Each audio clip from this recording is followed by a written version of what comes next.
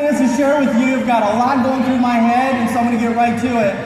You know, my parents, 40 plus years ago, came to this country. And we came from a country called Korea.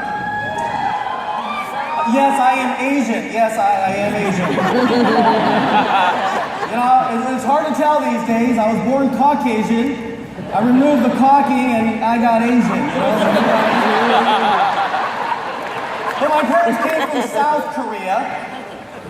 Because I know you're watching news and you're going, wow, the North Koreans and all that. My parents came from South Korea. And even if we were from North Korea, I would still tell you we were from South Korea.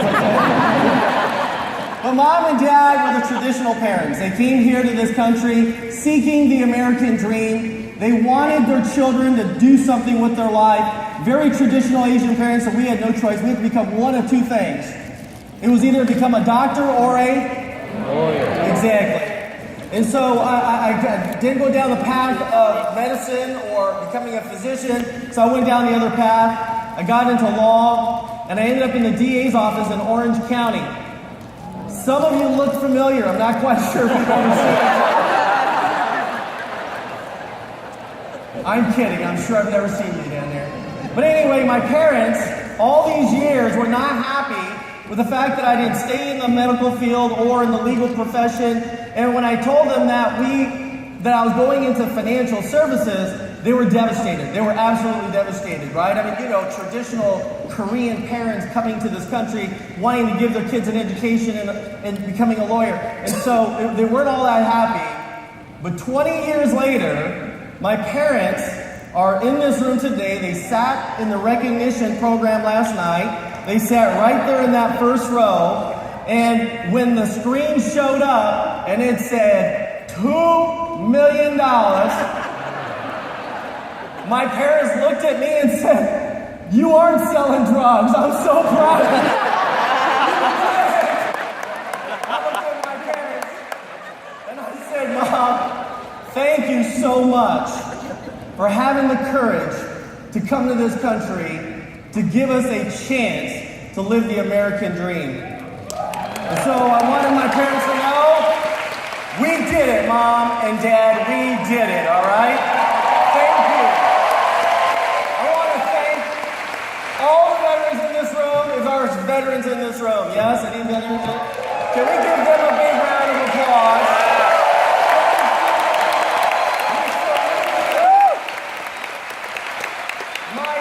I can't imagine myself going on to the battlefield and here you have served this nation for what we have today, and the words cannot even come out of my mouth to describe how we feel about your genuine, you know, work and your effort every day on that battlefield.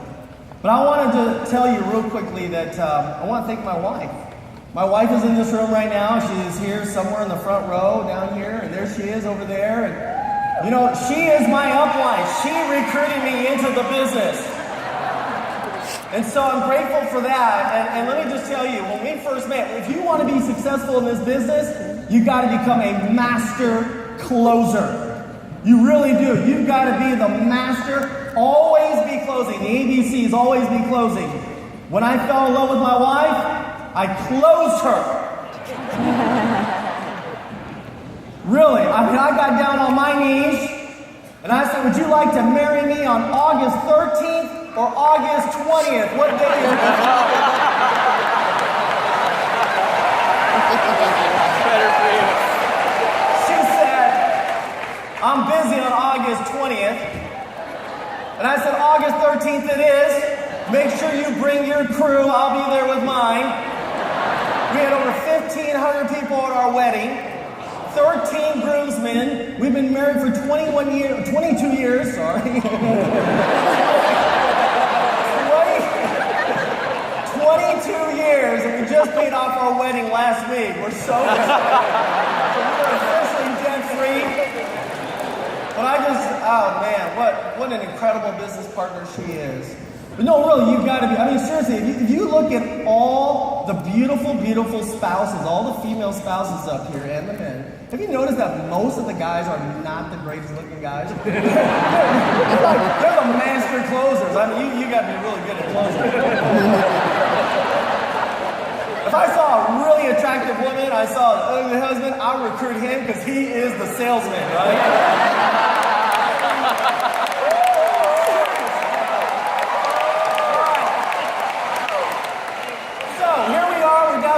Countdown, you are going to go home. Right now, you're sitting in your chair and you're saying, oh, this is it. I'm going to tear it up. I'm going to be on that stage. I'm going to have my speech. I'm going to have my parents beside me. You've got it. That's great. But now, once you get out of this auditorium, this arena, and you go home, that's when reality starts to hit. When everything begins to settle down, will you be here next year?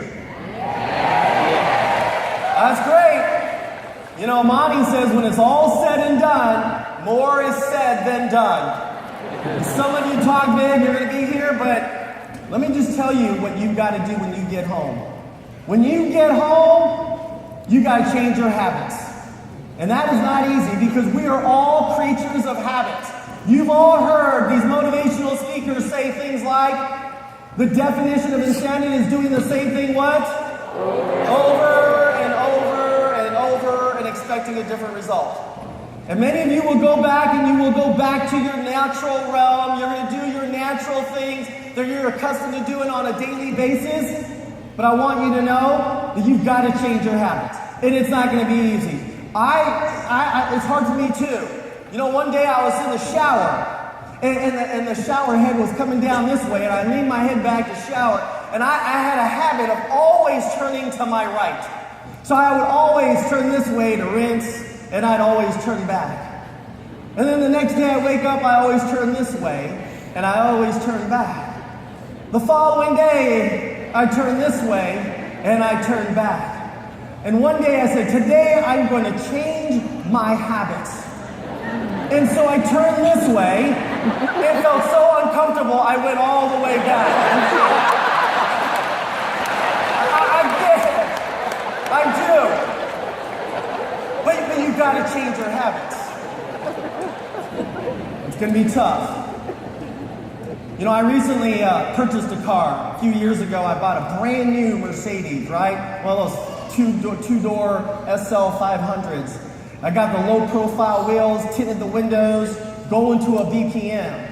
And I got in my car, I'm driving to the BPM, I'm so happy, just got my windows all tinted, just cruising down in Southern California, down Ventura Boulevard, and I'm just, you know, got the boom music going on, and all of a sudden, woot, woot, woot, woot, woot. There's a cop behind me. And I'm thinking to myself, are you kidding? I wasn't speeding. Oh, this guy's gonna nail me for my tinted windows. I immediately rolled down my windows. I don't want to fix a ticket. And I pulled over. Police officer rolls up to my door side. And he says, sir, I need your driver's license, registration, and proof of insurance. I'm gonna reach over to the glove compartment and I'm going to pull out all that stuff. Just be careful, watch my hands. Here we go. I pull it out, I hand it right over to the officer. He turns around and goes back to his car. And I can't see a single thing because it's in the evening. I'm on my way to the BPM. I'm being pulled over right in the driveway of my office building. Lights are going on. I can't see anything through my rearview mirror. And he pulled, about 2-3 minutes later, he comes up. And he walks up to my car and he says to me, excuse me, are you John Shin? Maybe.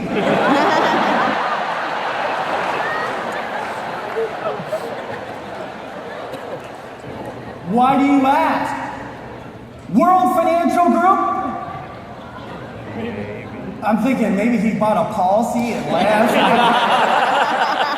I was terrified. I was like, yes? He says, I can't give you a ticket. And I don't know what possessed me to ask him, why not? I don't know what I was thinking, but I did. I said, why not? He says, I'm one of your associates in the Burbank office.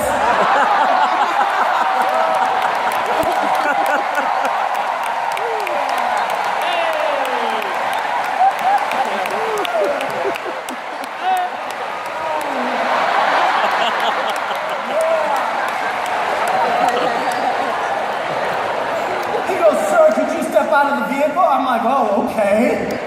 Get out of the car. Next thing he says, I got a few questions about building a big base shop. I'm thinking to myself, oh my Lord. All my associates are pulling up, guests are pulling up, and there I am standing there being questioned by a law enforcement officer. There are some fringe benefits in recruiting. You understand that? There are some fringe benefits. Let me just tell you this. I want you to know how incredible this business is. There will be a day, seriously, where we're going to be at an airport. And people in Vegas, wherever we go, I'm going to call up Dan Charlier. I'm going to call up Eric Olson. I said, what's for dinner? And they're going to say, oh, well, let's go have dinner in San Francisco. Let's go to Vegas. Let's go to Chicago. And we're going to get to an airport. Should we take your plane or mine?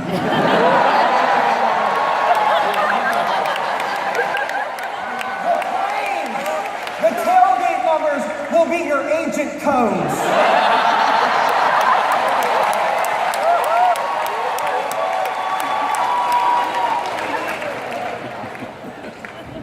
Las Vegas Tower, are we clear for takeoff? 96492 Tango. Team Revolution is clear for takeoff.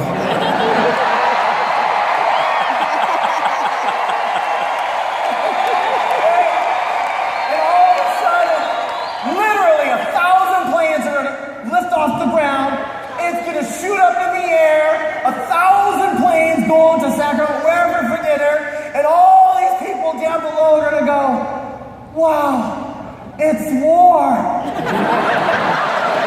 You did right, it's a war. It's a war against financial illiteracy.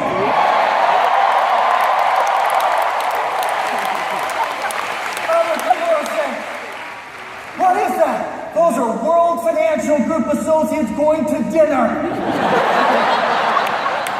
And some people are going to be sitting there saying, damn, I should have never quit.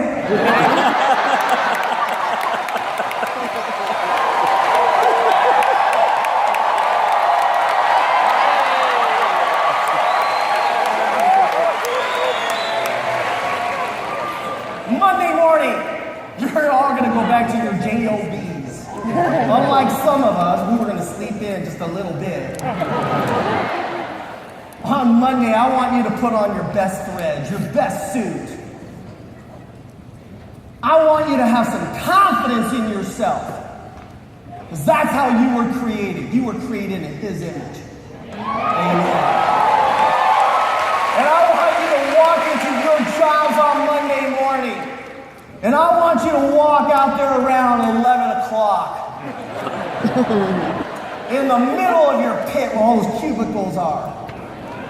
And when you see your boss walking out in that warehouse hallway or whatever it is, walking around with their clipboard looking cool, I want you to step out of your cubicle or office and I want you to look at your boss. And I want you to look at him or her and say, hey! And your boss is going to turn around and look at you. And when you get that person's attention, I want you to say it again one more time, right from your gut. Hey!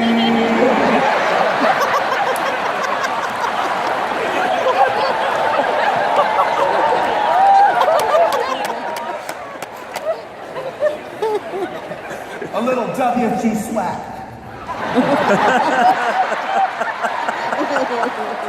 And your boss is going to walk over to you. What is your problem? Now everyone in that office is going to come out of their cubicles and office. And I want you to look at your boss and say, what's somebody like me got to do around this joint to make $250,000 part-time?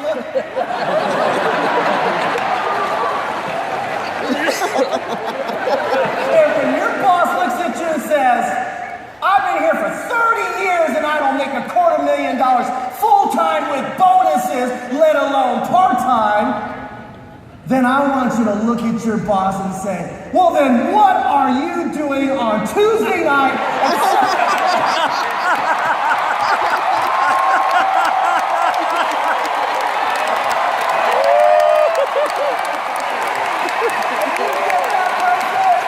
To a BPM, and you change their life. Because I want to leave a legacy. I want to leave a legacy. You understand? We did not come to this country to screw up this opportunity. Most of you don't even know who your great-great-great-great-great-grandfather is. But let me ask you this. If they left you behind a few $1 million, you might know your great-great-great-great-grandfather. I want you to know that the generations to come in the Shin dynasty will have this picture in every single